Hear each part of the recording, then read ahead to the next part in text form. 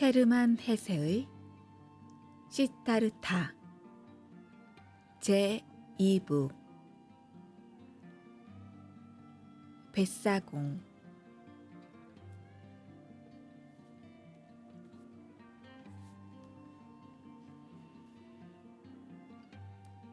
이 강에 머물러야겠다. 시타르타는 생각했다. 오래전 어린아이 같은 사람들에게 가는 길에 건넜던 바로 그 강이야. 그때 어떤 친절한 뱃사공이 방을 건네주었지. 그 뱃사공을 찾아가야 했다. 그때 뱃사공의 오두막에서 지금은 비록 낡아 죽어버린 삶이긴 하지만 나의 새로운 삶이 시작되었으니 지금 나의 길, 나의 새로운 삶도 그곳을 출발점으로 삼으리라.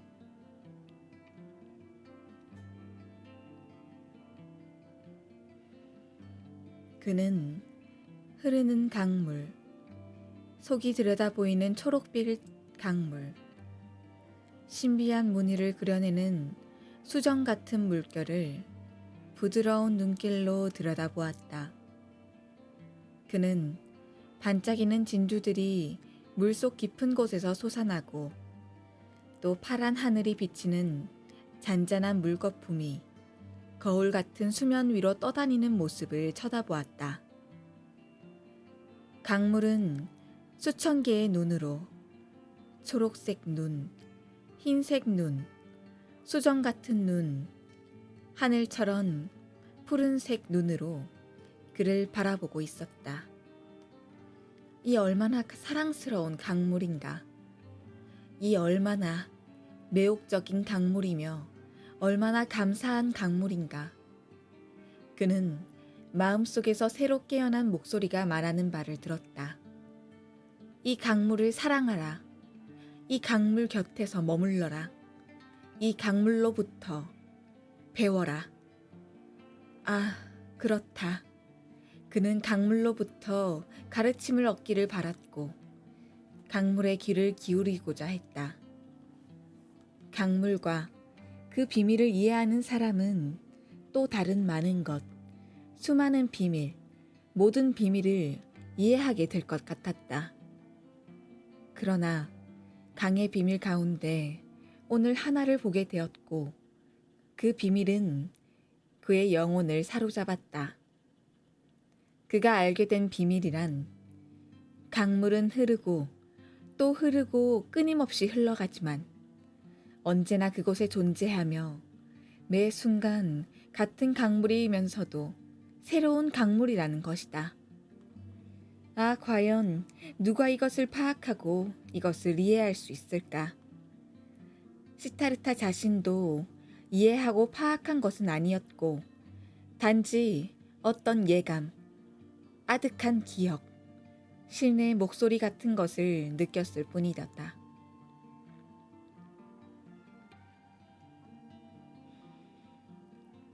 시타르타는 자리에서 일어났다. 너무 허기져서 참을 수가 없었다. 그는 배고픔을 견디면서 강 기슭에 난 좁다란 길을 따라 상류 쪽으로 발걸음을 옮겼고 그러는 동안 흐르는 강물 소리와 뱃속에서 꼬르륵거리는 소리에 귀를 기울였다. 그가 나루터에 이르렀을 때 마침 나룻배가 떠날 준비를 하고 있었다. 나룻배에는 옛날 그가 젊은 사문이었을 적에 강을 건네준 바로 그 뱃사공이 서 있었다. 뱃사공은 이제 나이가 지긋한 모습이었으나 시타르타는 그를 알아보았다. 강을 좀 건네주시겠습니까? 시타르타가 물었다. 뱃사공은 매우 지체 높은 사람이 혼자 걸어오는 모습을 보고 깜짝 놀랐고 그를 나룻배에 태운 다음 노를 저어 나갔다. 참 멋진 삶을 선택하셨군요. 나룻배에 탄 손님이 말했다. 날마다 강가에서 생활하면서 강을 건너 다니는 것은 정말 멋진 일이겠지요? 정말 멋진 일이겠지요? 뱃사공은 미소를 띠고 노를 저으며 말했다. 멋진 일이지요. 손님께서 말씀하신 그대로입니다. 하지만 모든 삶, 모든 일이 나름대로 다 멋지지 않은지요. 아마 그럴지도 모르죠. 하지만 나는 당신이 하는 일이 부럽군요. 그렇지만 손님께서 이 일을 하신다면 금방 흥미를 잃을 것입니다. 이 일은 좋은 옷을 입을 뿐이 이 일은 좋은 옷을 입은 분들이 할 일은 아니거든요. 시타르타는 웃음을 터뜨렸다. 나는 오늘 이미 이 옷 때문에 한 차례 주목을 받고 또 의심의 눈초리도 받았습니다. 뱃사공 양반, 내게 부담만 되는 이 옷을 받아주지 않으시겠습니까? 당신도 곧 알겠지만 나는 당신에게 치를 뱃삭도 없으니 말이죠. 손님께서는 농담을 하시는군요. 뱃사공이 웃으면서 말했다. 농담이 아닙니다. 전에도 당신은 삿을 받지 않고 나를 나루테에 태워 강을 건네준 적이 있어요. 오늘도 강을 건네주고 계시니 그 대가로 내 옷을 받아주십시오. 그러면 손님께서는 옷도 없이 여행을 계속하실 작정이신가요? 내가 가장 바라는 것은 여행을 계속하지 않는 것입니다. 내가 진심으로 원하는 것은 뱃사공 양반, 당신이 내게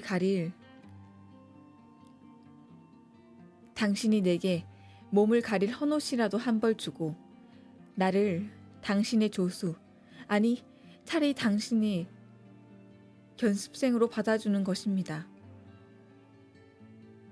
나는 일단 배를 움직이는 법부터 배워야 하니 말이죠. 뱃사공은 유심한 눈길로 낯선 남자를 한참 바라보았다.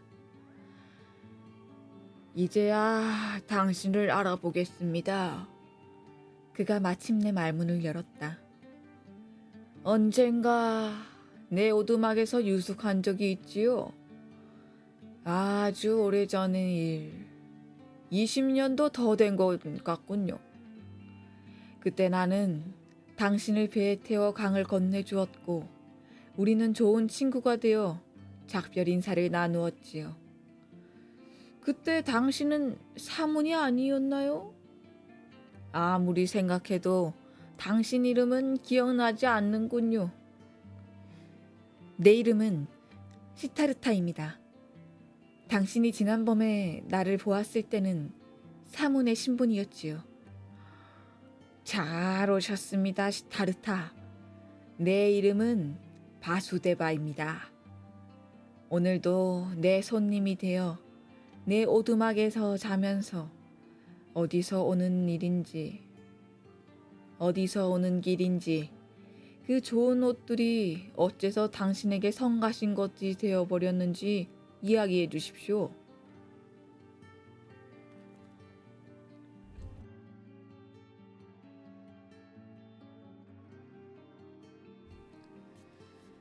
그 사이 그들은 강 한복판에 이르렀고 바수데바는 강물의 흐름을 거슬러 나아가기 위해 더욱 힘주어 노를 저었다. 그는 시선을 뱃머리에 고정시키고 억센 팔로 조용히 노를 저었다. 시타르타는 앉아 그 모습을 지켜보면서 오래전 사문으로 보낸 마지막 날 이 사람에 대한 사랑이 가슴에서 샘솟았던 일을 떠올려 보았다. 그는 바수데바의 초대를 감사한 마음으로 받아들였다. 건너편 강 기슭에 도착하자 시타르타는 바수데바를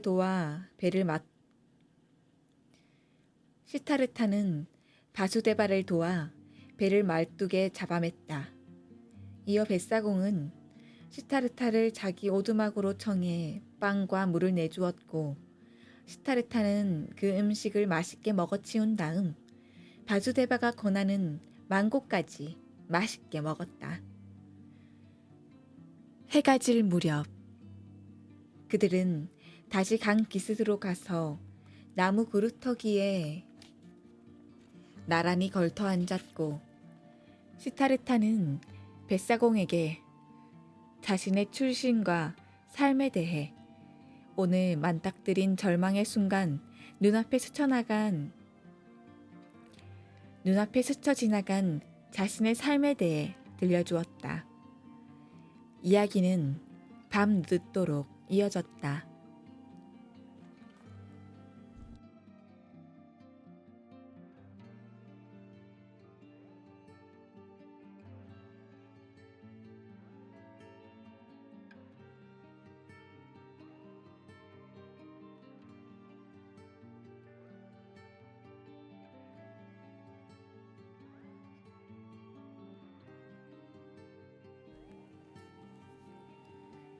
바수데바는 시타르타의 이야기에 매우 주의 깊게 귀를 기울였다.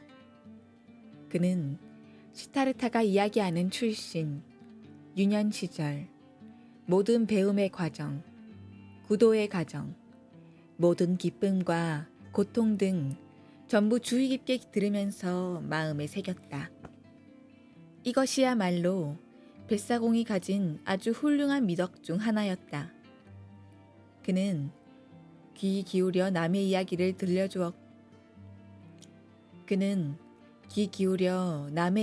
들어주었고 그런 사람은 정말 드물렀다. 이야기를 하는 동안 시타르타는 바수데바가 말없이 조용하고 열린 마음, 기다리는 자세로 자신의 말을 마음에 담고 한마디도 빠뜨리지 않고 들으며 조바심도 내지 않고 또 칭찬하거나 나무라는 일도 없이 그저 가만히 들어주고 있음을 느꼈다. 이렇게 자기 말을 들어주는 사람에게 고백하는 것, 그 사람의 마음에 자신의 삶, 구도의 과정, 그리고 고뇌를 털어놓는 것이 너무나도 행복한 일로 여겨졌다. 시타르타의 이야기가 막바지에 이르렀을 무렵, 다시 말해 강가의 야자수에 대해, 깊은 절망에 대해, 성스러운 옴에 대해, 그리고 단잠에서 깨어난 후 강의 애정을 느끼게 된 일에 대해 설명할 때 뱃사공은 한층 더 주의를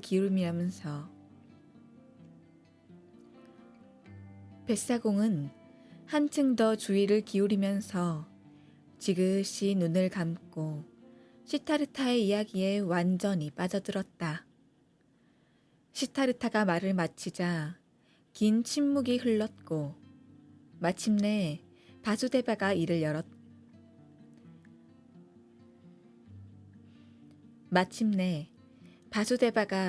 열었다. 내가 생각했던 그대로군요. 강이 당신에게 말을 걸었어요. 강은 당신과도 친구가 되었고 당신에게 말을 건넨 것입니다. 좋은 일이고 정말 잘된 일입니다. 내 집에 머물도록 하세요. 친구 시타르타요. 한때 내게도 잠자리를 같이 하던 아내가 있었지만 이미 오래전에 세상을 떠나 나 혼자 산 지가 꽤 되었거든요. 이제 내 집에서 지내도록 해요. 두 사람이 지낼 수 있을 만큼 방이 넉넉한 데다 먹을 양식도 충분합니다. 감사합니다. 시타르타가 말했다. 당신의 호의를 고맙게 받겠습니다. 그리고 바수데바, 나의 말을 그렇게 경청해준 데 대해서도 감사를 표하고 싶습니다. 남의 말을 귀 기울여 들을 수 있는 사람은 드물어요. 당신만큼 남의 말을 잘 경청하는 사람은 만나본 적이 없습니다. 그런 점도 당신에게서 배우고자 합니다.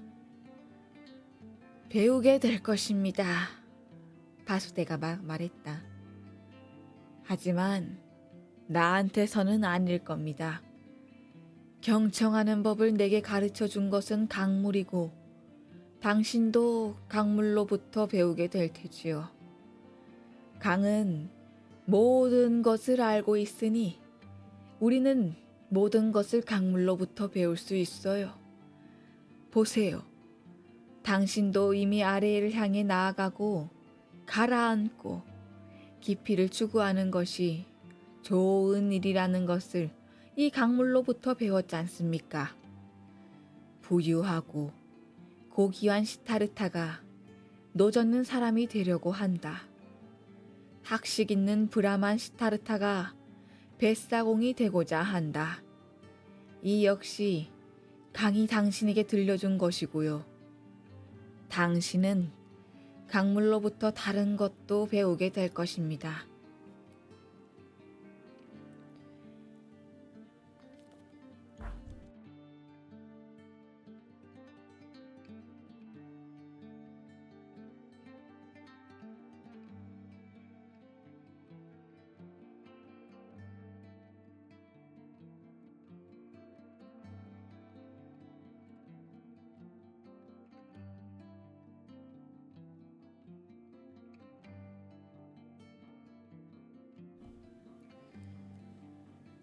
한참 동안 침묵이 흐른 후 시타르타가 입을 열었다.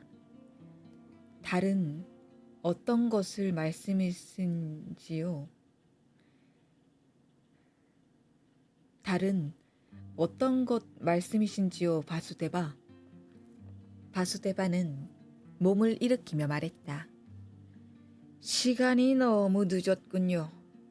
이제 잠자리에 들도록 합시다. 친구요. 다른 것에 대해서는 내가 말해줄 수 없습니다. 당신은 그것을 직접 배우게 될 테고 어쩌면 이미 알고 있을지도 모르죠. 보십시오. 나는 학식 있는 사람도 아니고 말을 잘하지도 못하며 사색하는 법도 모릅니다. 다만 다른 사람의 말을 경청할 줄 알고 경건한 자세를 지니는 법을 알 뿐 그 밖에는 배운 것이 없습니다. 내게 말하고 가르치는 능력이 있었다면 현자가 되었을지도 모르지만 나는 한낱 뱃사공에 불과하고 내 임무란 사람들을 배에 태워 강을 건네주는 것이지요. 나는 많은 사람, 수천 명의 사람을 배에 태워 강을 건네주었는데 그들 모두에게 나의 이 강은 여행을 하는데 장애물에 불과했어요. 그들은 돈과 사업을 찾아 결혼식에 가고자 순례를 위해 여행을 나섰는데 이 강은 그들의 길을 가로막는 장애물이었고 뱃사공의 일은 그들이 재빨리 장애물을 건너도록 해주는 것이지요. 하지만 수천 명 중에 몇 사람, 네댓 몇 정도는 이 강을 장애물로 여기지 않게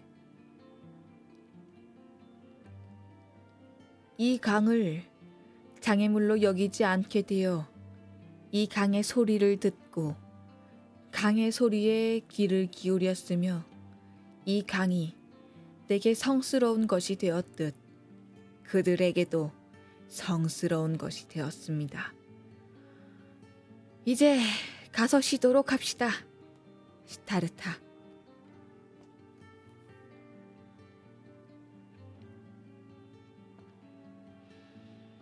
시타르타는 뱃사공의 집에 머물면서 나룻배 다루는 법을 익혔고 나루터에서 할 일이 없을 때는 바수데바와 함께 벼가 자라는 들판에 나가 일하거나 땔감을 장만하거나 바나나 나무에서 열매를 따곤 했다. 그는 노 만드는 법을 배웠고 나룻배를 수리하는 법, 바구니를 짜는 법도 배웠다. 그는 모든 배움의 즐거움을 느꼈고 날과 달은 유수처럼 흘러갔다. 그런데 바수데바가 그에게 가르쳐 줄 수 있는 것 이상으로 강이 많은 것을 가르쳐 주었다. 그는 강으로부터 끊임없이 배웠다. 무엇보다 경청하는 법, 차분한 마음으로 열려 있으며 기다리는 영혼으로 어떤 격정이나 욕망에도 동요하지 않고 판단이나 의견을 내는 법 없이 귀 기울여 듣는 법을 배웠다. 그는 바수데바와 함께 다정하게 지냈고 이따금 서로 이야기를 주고받기도 했는데 몇 마디 되지 않는 말이었지만 오랜 숙고에서 나온 것들이었다. 바수데바는 말하기를 좋아하는 사람이 아니었기에 시타르타로부터 그의 말고는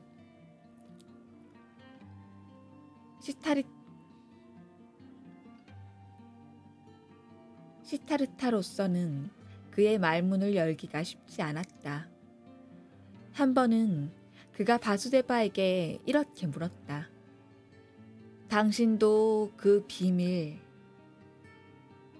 그러니까 시간이 존재하지 않는다는 비밀을 저 강으로부터 배웠습니까? 그러자 바수데바의 얼굴에 환한 미소가 차올랐다. 그렇습니다, 시타르타. 그가 말했다.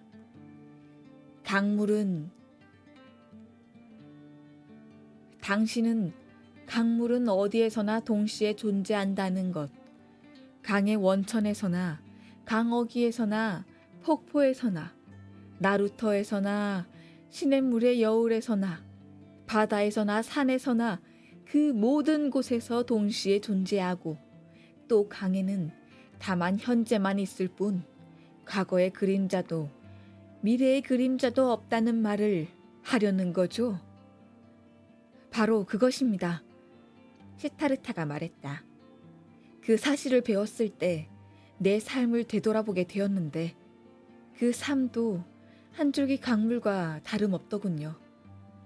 소년 시타르타는 장년 시타르타 그리고 노년 시타르타와 단지 그림자로 분리되어 있을 뿐 어떤 현실적인 것으로 분리되어 있지 않다는 말입니다. 그러니까 시타르타의 전생도 결코 과거가 아니고 그의 죽음이나 브라만으로의 회개도 결코 미래가 아닌 거죠. 그 어떤 것도 과거가 아니고 그 어떤 것도 미래가 아니며 모든 것이 현존하고 있고 모든 것이 실제이며 현재입니다. 이 깨달음이 그를 더없이 충만하게 만든 덕에 시타르타는 황홀한 기분이 되어 말했다. 일체의 번뇌는 시간에서 오는 것이 아닌가. 모든 괴로움과 두려움도 시간에서 오는 것이 아닌가.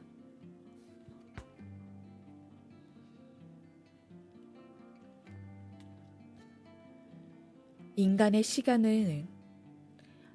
시간을 극복하고 시간이라는 개념에서 벗어날 수만 있다면 이 세상의 온갖 어려움, 온갖 버거움은 지나가고 극복되지 않을까? 그는 무아지경에 빠져 말을 이었다. 그런데 바수데바는 그를 향해 환한 미소를 짓고 그의 말에 동의를 표하며 고개를 끄덕일 뿐이었고 말 없이 고개를 끄덕이다가 손으로 시타르타의 어깨를 쓰다듬고는 자신의 일로 되돌아갔다.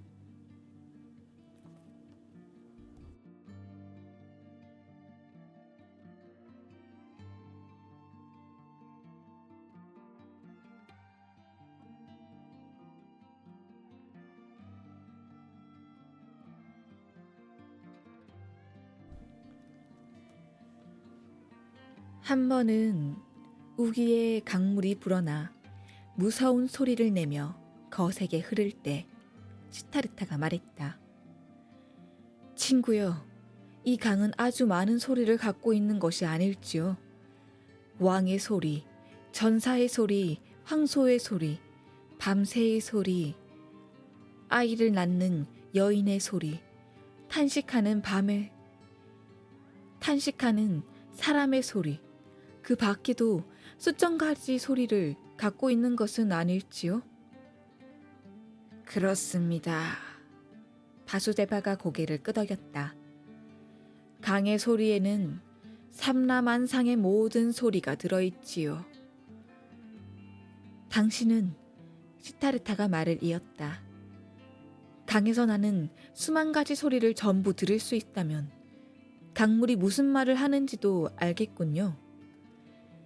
바수데바는 기쁨에 겨워 만면의 미소를 띠더니 시타르타를 향해 몸을 굽히고는 그의 귀에 대고 성스러운 옴을 발했다. 시타르타도 들었던 바로 그 소리였다. 그리고 날이 갈수록 시타르타의 미소는 점점 더 뱃사공의 미소를 닮아갔다. 그의 미소는 뱃사공의 미소처럼 밝은 빛을 발했고 그처럼 행복으로 반짝였으며 똑같이 무수한 잔주름 사이로 빛이 새어나왔고 똑같이 어린아이의 미소 같고 똑같이 노인의 미소 같았다. 많은 여행자들은 두 사람을 보면서 그들이 형제이니라 여겼다.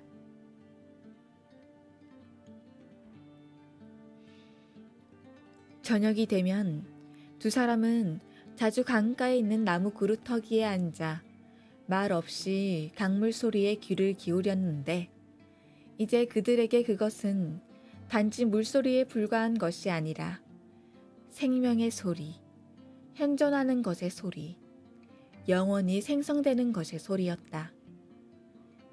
때로 두 사람은 물소리를 들으며 똑같은 것을 생각하기도 했다. 두 사람은 모두 엊그제 나누었던 대화를 생각하고 배에 태운 사람들 중에서 얼굴과 운명이 생생히 기억에 남는 사람에 대해 생각하고 죽음을 생각하고 유년 시절에 대해 생각했으며 강물이 무엇인가 좋은 말을 들려주는 순간에는 항상 같은 것을 생각하면서 서로의 얼굴을 바라보았고 똑같은 질문에 똑같이 대답하면서 기뻐했다. 이 나루터와 두 뱃사공에게서는 무엇인가 기이한 분위기가 흘러나왔고 몇몇 여행자들은 이를 느끼기도 했다. 때로는 여행자가 두 뱃사공 중 한 사람의 얼굴을 들여다보다가 자기 인생과 고통에 대해 이야기하고 자신의 악행을 고백하고 위로나 조언을 구하는 일도 일어났다. 때로는 여행자가 강물 소리에 귀를 기울여 보려고 그들 곁에서 하룻밤 머물기를 청하는 일도 있었다. 그런가 하면 그 나루터의 두 사람의 현자, 마법을 행하는 자 또는 성자가 살고 있다는 풍문을 듣고 호기심에 찾아오는 사람들도 있었다. 호기심 많은 사람들은 온갖 질문을 던져보았지만 아무런 답변도 들을 수 없었다. 그들은 두 뱃사공에게서 마법을 행하는 자나 현인의 모습을 찾지 못했고 다만 말 없고 어딘가 기이하고 좀 어리숙해 보이는 친절한 노인 두 사람만을 볼 수 있을 따름이었다. 이에 두 사람은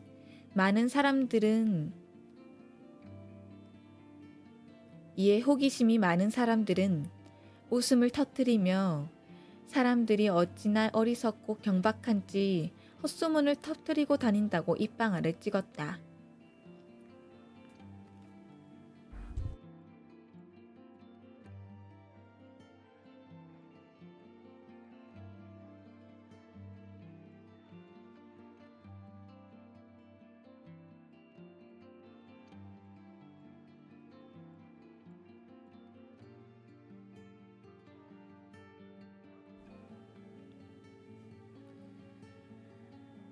그렇게 여러 해가 흘러갔지만 두 사람 중 누구도 시간이 얼마나 흘렀는지 헤아리지 않았다. 그러던 어느 날 고타마, 즉 부처의 제자인 승려들이 순례길에 이들을 찾아와 강을 건네달라고 부탁했고, 두 뱃사공은 이 승려들이 위대한 스승인 세존에게로 급히 되돌아가는 길임을 알게 되었다. 세존께서 중병이 들어 머지않아 인간으로서 마지막 숨을 거두고 열반에 들 것이라는 소문이 퍼져 있었기 때문이다. 얼마 지나지 않아 순례에 나선 또 다른 승려의 무리가 강을 건너러 왔고, 이어서 또 한 무리가 나타났다. 승려뿐 아니라 다른 여행자들이나 나그네들도 대부분 고타마와 그분의 임박한 죽음만을 화제로 삼았다. 출정 행렬이나 왕의 대관식을 구경하려는 대열에 동참하듯 전국 방방 곳곳에서 사람들이 몰려왔고, 개미떼처럼 무리를 지어 마치 마법의 힘에 이끌리기라도 하듯 위대한 부처가 입적하게 될 그곳, 엄청난 사건이 일어날 참인 그곳, 한 시대의 위대한 완성자가 열반의 세계에 들어가게 될 그곳을 향해 몰려갔다. 그동안 시타르타도 임종을 앞둔 현자이자 위대한 스승인 부처에 대한 생각을 많이 했다. 중생을 일깨우고 수많은 사람을 각성시켜 주었던 그분의 음성을 자신도 직접 들은 적이 있었고, 또 그분의 성스러운 얼굴을 경외의 눈으로 바라본 적도 있었다. 시타르타는 정겨운 마음으로 그분을 회상하고 완성을 향해 나아간 그분의 행로를 눈앞에 그려보았으며, 일찍이 젊었을 때 세존께 던졌던 말들을 떠올리며 미소를 머금었다. 지금 생각해보니 오만한 데다 너무 당돌한 말이었고, 시타르타는 미소를 지으며 그 말들을 다시금 떠올려 보았다. 오래전부터 그는 자신과 고타마가 분리되지 않는다는 사실을 알았지만 고타마의 가르침을 받아들일 수는 없었다. 그렇다. 진실로 구도하는 자, 진실로 깨달음 얻기를 원하는 자는 어떤 가르침도 받아들일 수 없는 법이다. 하지만 깨달음을 얻은 자는 어떤 가르침이나 어떤 방법, 어떤 목표라도 인정해 줄 수 있다. 그런 경지에 이른 자는 영혼 속에 살며 신적인 것을 호흡하는 수천의 사람들로부터 결코 분리될 수가 없다.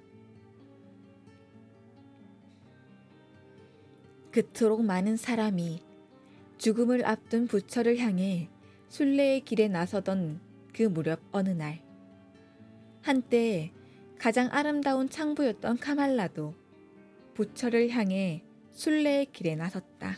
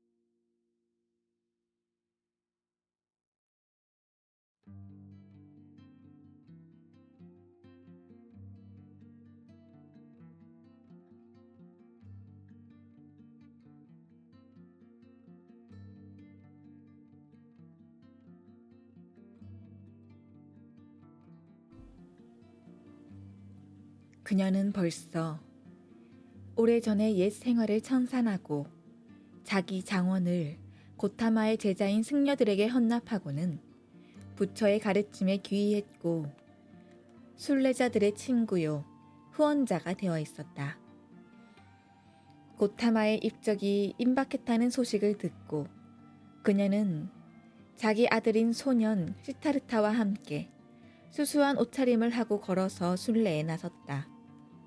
카말라는 어린 아들을 데리고 강을 따라 건넜다. 그런데 소년은 금방 지쳐서 집으로 돌아가고 싶어 했고 쉬었다 가자고 조르고 먹을 것을 달라고 보채고 떼를 쓰며 울음을 터뜨리기도 했다. 카말라는 아들과 함께 쉬기 위해 자주 걸음을 멈추어야 했었는데 소년은 어머니의 뜻을 거스르면서 멋대로 구는 버릇이 들어있었고 어머니는 아들에게 먹을 것을 챙겨주고 아이를 달래고 나무라야 했다. 소년은 무엇 때문에 어머니와 함께 잘 알지도 못하는 곳으로 죽음에 임박한 성자라는 낯설이를 향해 이렇게 힘들고 괴롭기 짝이 없는 여행을 해야 하는지 도저히 이해할 수가 없었다. 그 사람이 죽든 말든 자기와 무슨 상관이란 말인가.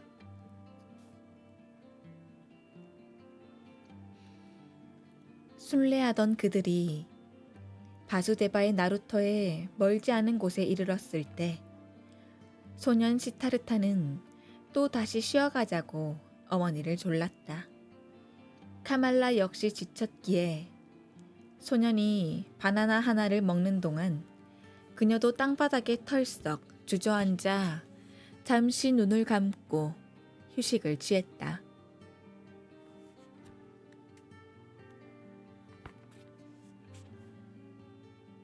그러다가 그녀는 갑자기 외마디 비명을 질렀고 아들이 깜짝 놀라 쳐다보니 어머니의 얼굴은 공포로 하얗게 질려 있었다. 옷자락 밑에서 카말란을 문 작고 검은 뱀 한 마리가 스르륵 빠져나왔다.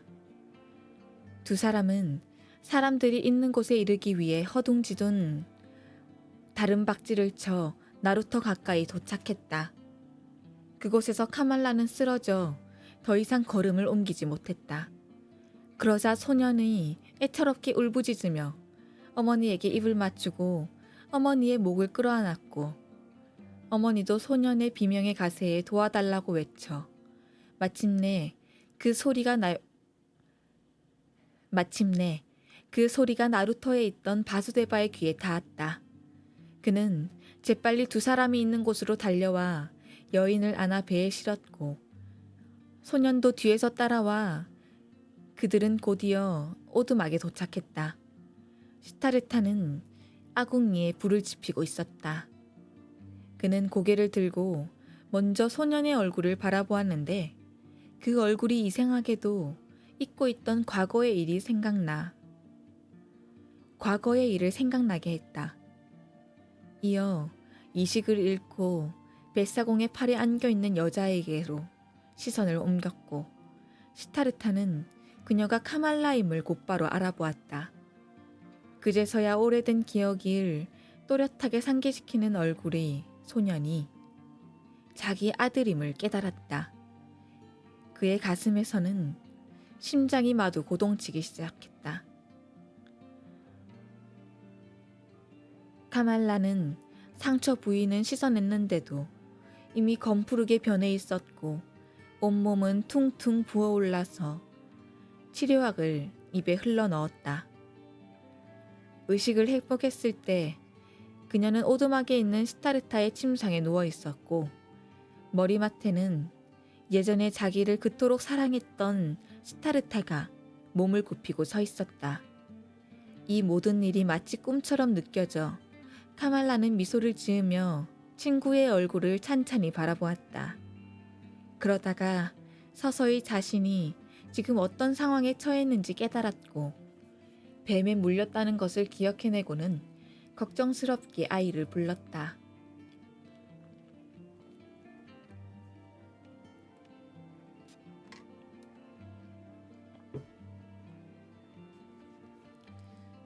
아이는 당신 곁에 있으니 걱정하지 마요. 시타르타가 말했다.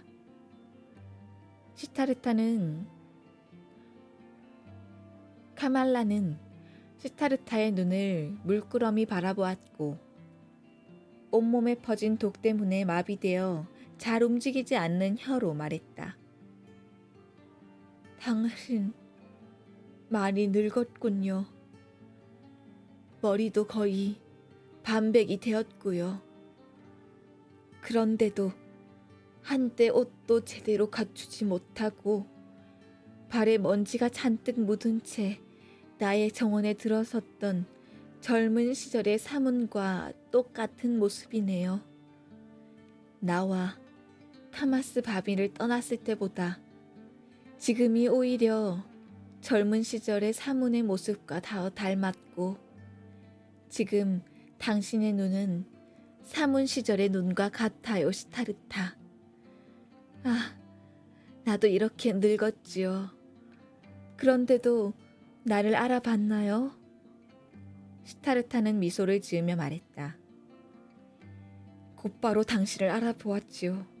사랑하는 카말라. 카말라는 소년을 가리키며 말했다. 이 아이도 알아보겠나요? 당신 아들이랍니다.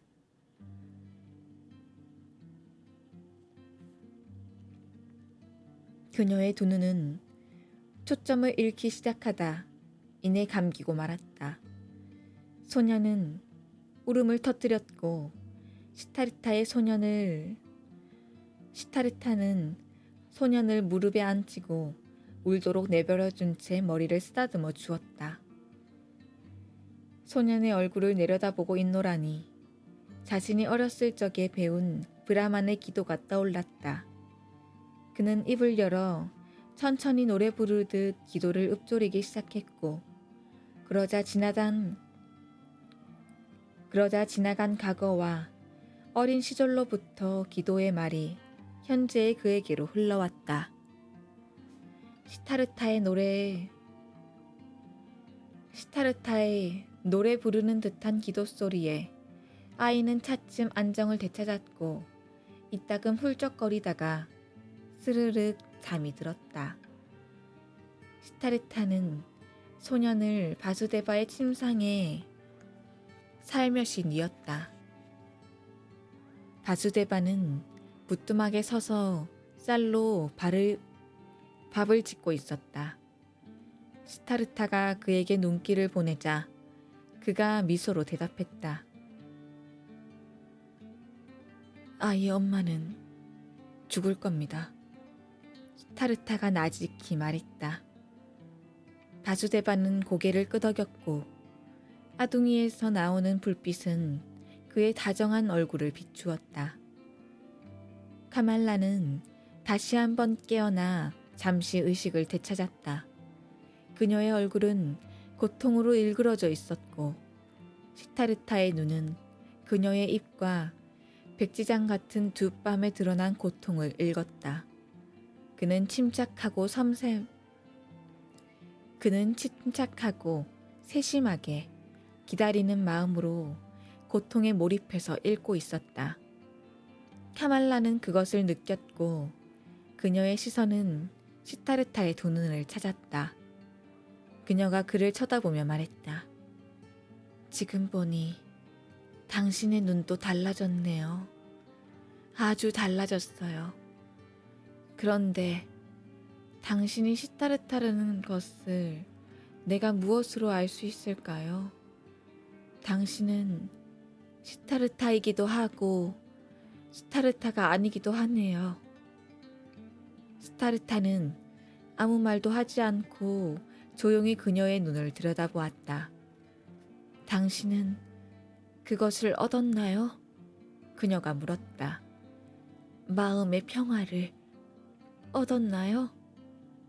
그는 미소를 지으며 그녀의 두 손에 자기 손을 얹었다. 그렇게 보여요. 그녀가 말했다. 내 눈에는 그렇게 보이는걸요. 나도 마음의 평화를 얻을 거예요. 당신은 이미 마음의 평화를 얻었어요. 시타르타는 속삭이듯 말했다. 카말라는 시선을 돌리지 않고 계속 그의 두 눈을 들여다보았다. 카말라는 완성자 고타마의 얼굴을 보고 그분의 평화를 호흡하기 위해 고타마에게로 순례를 떠나왔음을 떠올렸고, 그러면서 그분 대신 지금 스타르타를 만난 것이며 이는 고타마를 만난 것만큼이나 잘된 일이라고 생각했다. 그녀는 그 사실을 시타르타에게 이야기하려고 했으나 혀가 마음대로 움직여주지 않았다. 그녀는 말 없이 그를 바라보기만 했고, 시타르타는 그녀의 눈에서 생명이 꺼져가고 있음을 느꼈다. 마지막 고통이 그녀의 눈에 가득 차올랐다 쓰러졌고, 그녀의 몸이 마지막 경련을 일으키다 멈추었을 때 그의 손가락이 그녀의 눈을 감겨주었다.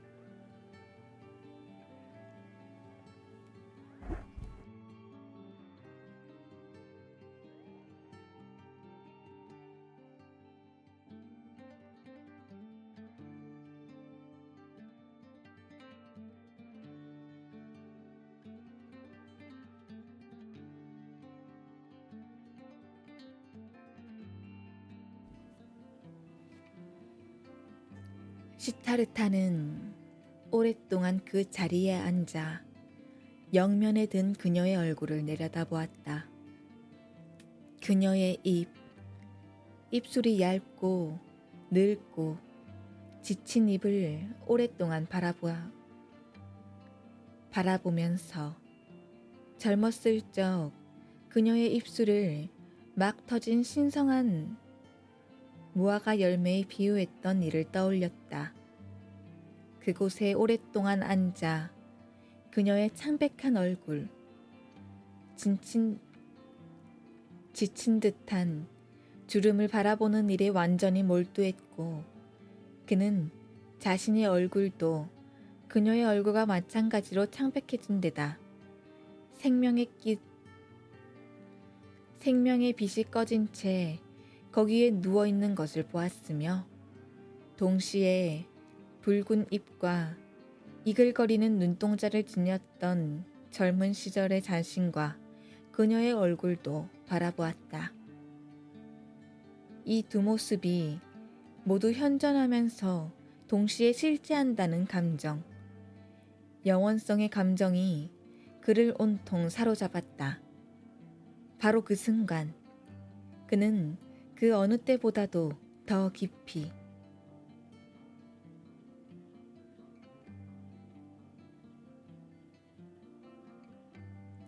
모든 생명의 불멸성과 모든 순간의 영원성을 느꼈다.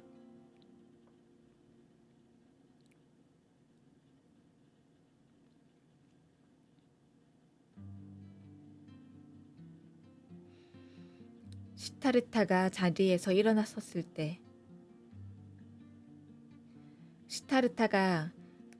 일어섰을 때 바수데바는 벌써 그를 위해 밥상을 차려놓고 있었다. 그러나 시타르타는 먹지 않았다. 두 노인은 염소를 키우는 외양간에 집을 깔아 잠자리를 만들었고, 바수데바는 잠을 자려고 누웠다. 하지만 시타르타는 밖으로 나가 오두막 앞에 앉아서 강물 소리에 귀를 기울이면서 과거의 물줄기에 온몸을 내맡기고 자기 인생의 모든 시간과 재회하며 동시에 그 시간에 에어싸인 채 밤을 지새웠다. 그러다가 때때로 일어나 오두막 문 쪽으로 다가서서는 소년이 자고 있는지 귀를 기울였다. 다음 날 아침, 아직 해가 뜨기도 전에 바수데바는 외양간 밖으로 나가 자기 친구에게 걸어갔다. 한숨도 안 잤군요. 그가 말했다. 그렇습니다, 바수데바. 이곳에 앉아서 강물 소리에 귀를 기울이고 있었답니다. 강은 내게 많은 이야기를 들려주었어요. 특히 나의 마음을 치유해주는 사상, 단일성이라는 사상으로 나를 온통 채워주었습니다. 나는 고통을 겪었어요, 시타르타. 하지만 어떤 슬픔도 당신의 가슴 속을 파고들지는 못했음을 나는 압니다. 그렇습니다, 친구요. 내가 슬퍼해야 할 까닭이 어디에 있겠습니까? 지난날 나는 부유하고 행복했지만 지금은 더 부유하고 행복해졌습니다. 아들도 선물 받았지요. 나도 당신 아들을 환영합니다. 하지만 시타르타, 지금은 일을 하러 가야 합니다. 할 일이 많아요. 카말라는 옛날 내 아내가 죽은 바로 그 침상에서 숨을 거두었습니다. 내 아내를 화장하기 위해 장작을 쌓아 올렸던 그 언덕에 카말라를 화장할 장작 더미를 쌓도록 합시다. 소년이 아직 잠들어 있는 동안 그들은 장작을 쌓아 올렸다.